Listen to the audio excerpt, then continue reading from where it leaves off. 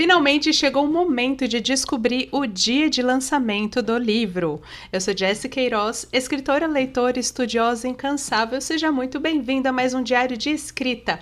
No vídeo de hoje, muito especial, eu vou contar para vocês como estão os preparativos finais para o lançamento do meu primeiro livro de ficção cristã, Como um Dia Ensolarado Após o Inverno.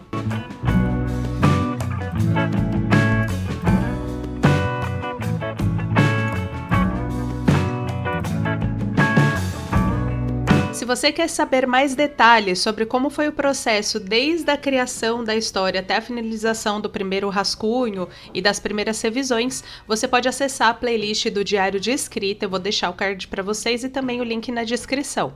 Na fase de preparação desse vídeo, eu deixei uma caixinha nos stories do Instagram pedindo que vocês mandassem as perguntas de vocês, as dúvidas sobre esse processo final do livro.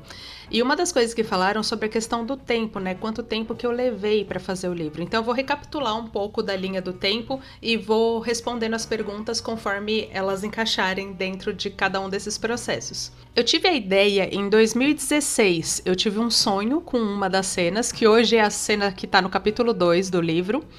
E aí eu guardei aquela ideia no meu coração junto com o meu sonho de ser escritora. Foi uma coisa que eu não coloquei nem no papel na época, eu realmente só guardei em mente essa história. Em 2023, quando eu decidi escrever, o meu foco foi criar repertório.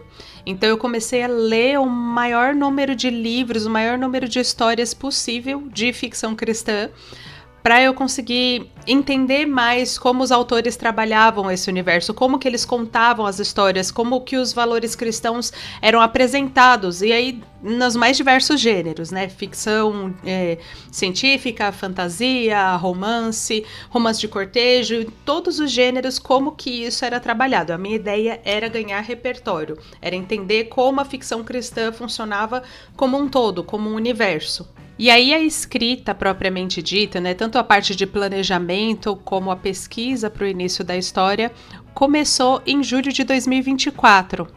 Eu tinha selecionado as ideias principais que eu ia colocar em prática, também já tinha definido quem eram os protagonistas da história e já tinha o rascunho de algumas cenas. Então nessa fase, inclusive, o Mateus já tinha ganhado o posto ali de par romântico da protagonista e já tinha colocado o protagonista original pra fora. Acho que eu já contei isso mais de uma vez, né? Ele ia ser só um colega de trabalho da Fernanda mesmo, mas ele ganhou tanto espaço nesses primeiros rascunhos de cena que eu falei, não tem jeito, eu acho que a Fernanda se apaixonaria por ele e não pelo protagonista que eu tava pensando. Então eu tirei ele, coloquei ele para outra história, e então quando eu comecei já essa parte em julho de planejamento e rascunho, o Mateus já estava nesse lugar de par romântico da Fernanda. E aí eu mergulhei de cabeça na pesquisa da cultura italiana por múltiplos interesses, né? Não só porque eu queria que o Mateus soasse como o autêntico napolitano que ele é, mas porque eu amo a cultura italiana, eu sou bisneta de italianos e sempre quis aprender a língua, então foi bem fácil e gostosa essa aproximação. Até setembro eu já tinha descrito o perfil inicial dos personagens, tanto com os seus objetivos, as suas dores e as crenças limitantes, e rascunhado pelo menos algumas das cenas de origem, né, que foram as coisas que deram base para o surgimento dessas crenças limitantes. Foi quando eu tive aquela sensação um pouco de que eu ia me perder se eu não tivesse mais estrutura. Então, em outubro, eu comecei a estudar mais sobre isso, né? Mergulhei na questão da estrutura da história para conseguir ter mais segurança para dar ali os primeiros passos com o meu primeiro rascunho. E aí, me sentindo mais preparada, com maior base para fazer a estrutura da história, eu fiz a escaleta, uma escaleta longuíssima, tinha quase entre 80 e 100 páginas de escaleta, que seria só o planejamento da estrutura geral da história. E aí, em novembro, eu foquei em colocar toda a história para fora. Eu aproveitei que ia ter lá o evento do NaNoWriMo, e eu falei, vou participar, vou entrar nessa, vou tentar escrever as 50 mil palavras dentro desse período. E aí fui, eu não cheguei até as 50 mil palavras na época, inclusive porque as primeiras 15 mil eu descartei quando eu decidi mudar a linha do tempo do começo da história. Então eu fui avançando o máximo que eu podia e num ritmo muito acelerado, porque a ideia mesmo do evento é você ter esse impulso inicial de escrever, escrever, escrever. Só que eu estendi esse ritmo também para dezembro e janeiro. Então eu escrevi freneticamente em todo o espaço de tempo que eu tinha. Se eu tinha 2 minutos no celular, eu escrevia meio diálogo que fosse, sabe? Mas fiquei bem focada em terminar a história. Então, quando eu terminei o primeiro rascunho em 13 de janeiro de 2025, eu estava absolutamente esgotada. Já falei com vocês sobre isso em algumas outras ocasiões, mas terminei tudo em janeiro. E aí eu fiquei completamente longe do texto até quase fim de fevereiro. E aí eu fui editar todo o texto mesmo, né? Então eu fui cena por cena, melhorando o diálogo, equilibrando melhor o mostrar e contar, equilibrando melhor a voz dos personagens, né? Trazendo mais vida pro texto. E aí quando chegou no final de fevereiro, eu mandei para as leitoras betas, né? Para a primeira leva de leitoras betas, que foi uma lista enorme de pessoas, né? Foi um exagero da minha parte, eu assumo, mas eu escolhi uma pessoa que não gostava de ler, uma pessoa que não gosta de romance, 2 pessoas que são escritoras e 3 outras que gostam de romance, gostam do gênero que eu tava escrevendo. Então, assim, tinha já uma lista enorme de pessoas para fazer essa leitura beta, e aí parti a organizar o livro 2, que eu já tinha também a ideia, já sabia quais seriam os personagens, e aí fui estruturar a linha do tempo, por ser uma história que é paralela a essa, né? Então eu fui estruturar os eventos para que eles batessem no mesmo momento, não ficasse dispareado. Então me concentrei nisso em abril. E em maio eu até comecei a escrever o manuscrito do livro 2, mas parei antes do meio de maio para me concentrar em eu fazer a leitura beta do meu livro, né? Então eu peguei, imprimi e coloquei, e com ele em papel eu já fui anotando todas as coisas que eu percebi que precisava mudar. Isso daqui precisa ajustar, porque conforme a história vai descansando também na sua cabeça, tem algumas coisas que vão amadurecendo. E você pensa, naquela cena faz mais sentido se acontecer tal coisa. Naquele pedaço, se eu ligar com o começo da história, então foi assim que as coisas foram surgindo também, foram amadurecendo com o tempo. E aí, com o texto em papel, também facilita que você veja coisas que na tela às vezes passam despercebida. Então eu fiz isso, e conforme eu já fui recebendo o feedback das leitoras beta, eu fui anotando também no lado o que eu ia mudar com base nas observações dela. E em junho, eu me dediquei a fazer todas essas alterações. Então eu li o texto desde o começo, vi quais cenas eu precisava adicionar, quais cenas eu precisava tirar, quais coisas eu ia modificar na estrutura da história para que ela fizesse mais sentido, para que ela ficasse mais completa. E aí que entra já a resposta a uma outra pergunta que fizeram, que foi como eu fiz a divisão de capítulos. Na primeira versão, eu contei tudo que precisava contar a respeito daquele evento em cada capítulo. Então, como consequência, os capítulos ficaram muito grandes.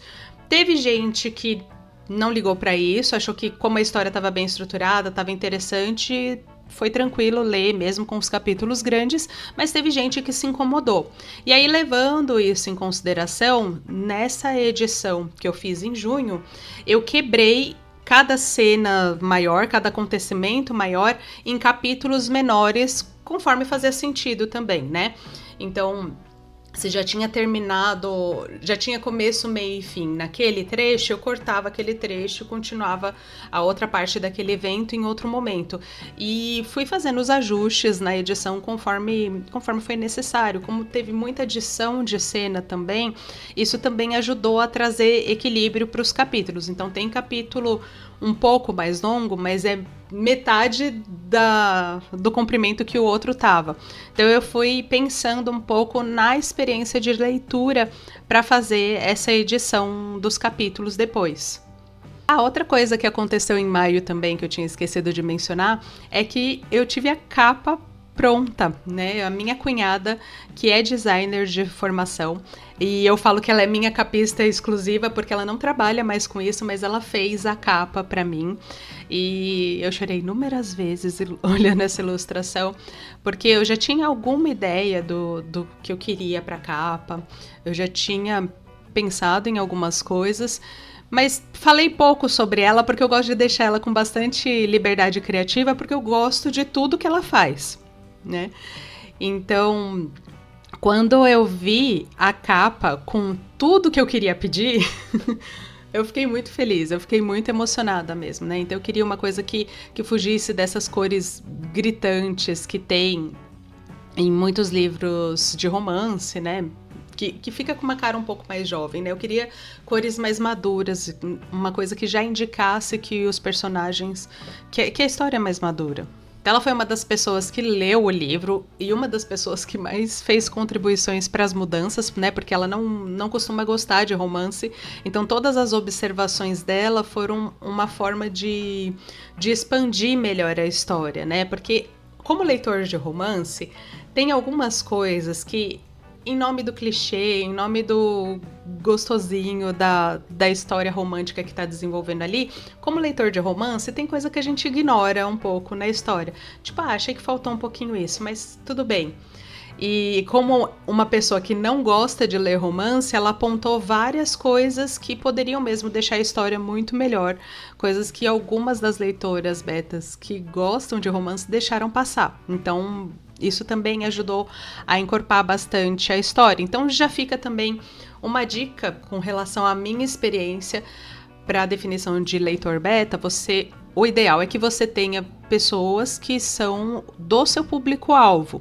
Mas, se você tiver uma pessoa bem de confiança, né, que seja sincera, que seja amorosa com os feedbacks e que esteja fora do seu público-alvo, às vezes vale a pena ver se ela não quer ler para você, para trazer um pouco esse olhar de fora do gênero, que pode trazer mudanças significativas para a sua história, né, positivas.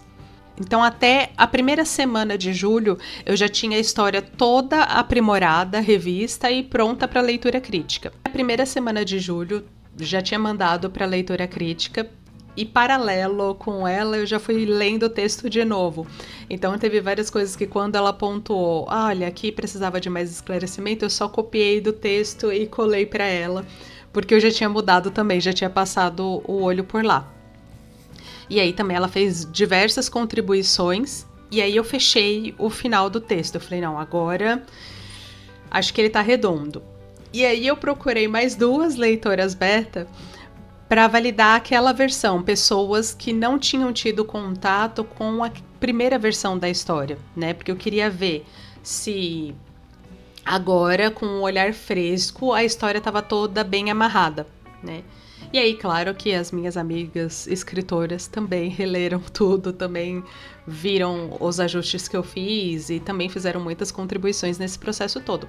E aí, com tudo muito bem amarrado, em agosto, no finalzinho de agosto, eu reli o texto de novo e mandei para revisão de português. Aliás, eu quero mencionar também a qualidade do trabalho da Thaís Flor. Ela fez contribuições maravilhosas para ajustes no texto e pontuou muito bem cada uma das coisas que precisavam ser alteradas para melhor fluidez.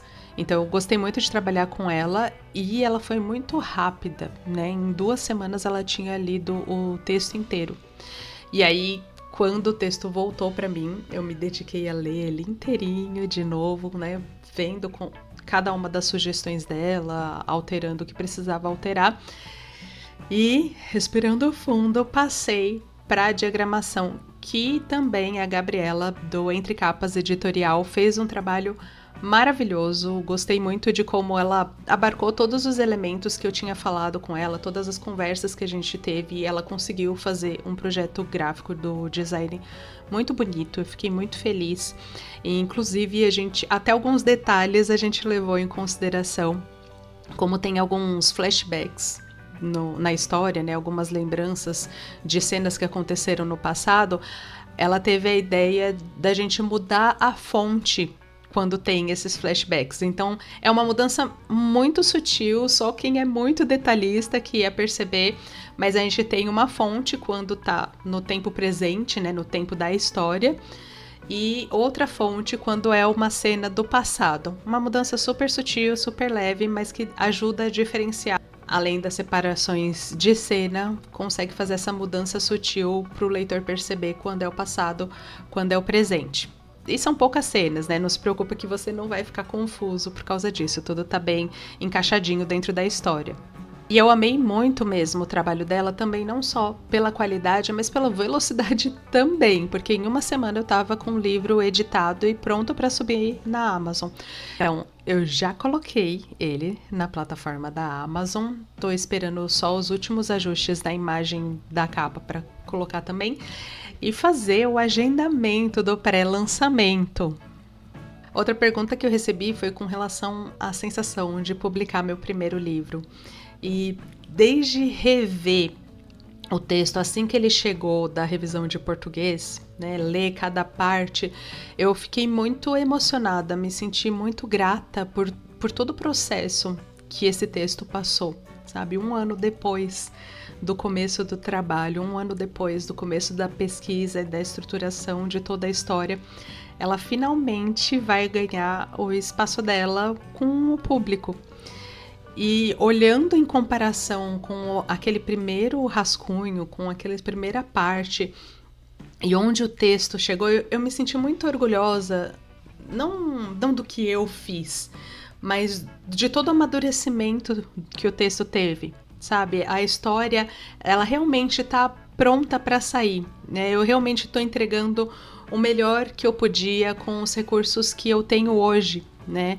Eu olhei para o texto, eu consegui olhar para o texto e me sentir satisfeita com o resultado. Então eu tô muito emocionada e muito animada para ver o que as pessoas vão achar, né? Para ver o que cada um, o impacto que a história vai gerar em cada uma das pessoas que lê. E todo esse processo me fez pensar também na importância da gente deixar as histórias amadurecerem, né? Não só a gente escrever, passar pela leitura beta, revisar e publicar, mas dá mais tempo mesmo para aquele texto que você produziu, ele amadurecer inclusive no seu coração, não só com as visões que as leitoras beta vão trazer de fora também de contribuição para a estrutura da sua história, mas o tempo que você vai demorar para cada um dos conceitos assentarem bem também no seu coração, para você conseguir entregar uma história melhor. Pelo menos para mim, eu entendo que isso foi muito importante para eu conseguir olhar para o texto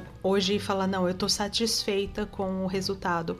Realmente posso levar essa história para as pessoas e começar a preparar a próxima, né? Eu sei que o primeiro rascunho do segundo livro já está pronto, ele está passando por leitura beta agora, mas eu também quero ter esse mesmo cuidado de deixar ele amadurecer. Pode ser que o processo de amadurecimento seja mais rápido, não demore 1 ano para ser publicado, e realmente não é essa a previsão que eu tenho feito. Eu acredito que até fevereiro ele está pronto para chegar até vocês também. Mas se tiver que adiar o lançamento, eu vou adiar para deixar essa história também chegar boa para vocês, chegar com uma boa qualidade. Também eu fiquei muito grata por todo mundo que me apoiou durante todo esse processo, sabe, na minha família, que acreditou em mim, e eles até merecem mesmo uma menção especial, porque quando eu comecei a escrever, eles falaram, finalmente, porque todos eles sabiam do meu desejo de escrever, eles acreditavam nisso, eles acreditavam que eu conseguiria entregar boas histórias, que eu conseguiria fazer um bom trabalho, e então todos eles celebraram quando eu tomei essa decisão. E me apoiaram de diversas formas, né? Eles lendo o texto, preparando capa, divulgando para as outras pessoas, né? Falando sobre como a história estava boa. Então, me encorajando também quando foi difícil pensar na divulgação, se a história realmente ia alcançar o propósito que ela precisava. Eles foram muito presentes, né? E também todos os amigos que eu construí nesse tempo, que também me incentivaram e me encorajaram. Então, um dos presentes, né, um dos maiores presentes desse tempo todo na construção da história foi, de fato, o relacionamento que eu construí com as pessoas. Foi a comunidade que foi construída a partir dessa iniciativa de escrever o livro, de ter uma história. E isso é muito especial para mim, porque até agora todas as minhas ideias de história, elas conectam muito com essa necessidade do apoio da comunidade, da gente crescer como o corpo de Cristo, da gente estar unido dentro disso. Então, de formas diferentes, cada uma das histórias, elas se conectam com isso, se conectam com essa necessidade da gente aprofundar as raízes dos nossos relacionamentos. E sem mais delongas, vamos à data do lançamento, dia 1º de outubro de 2025, como um dia ensolarado após o inverno, estará disponível para vocês na Amazon, tanto para leitura para assinantes do Kindle Unlimited, quanto para compra para quem quiser comprar a versão digital. Se Deus quiser, em breve nós teremos também pré-venda do livro físico, da edição física. Então, orem por isso também, especialmente você que tem esse desejo, esse impulso de ler mais livro físico do que digital. Fique ligado também no Instagram, que eu quero fazer algumas ações de lançamento e não quero que você perca nada. Muito obrigado mais uma vez por acompanhar até aqui. Deus te abençoe e até a próxima.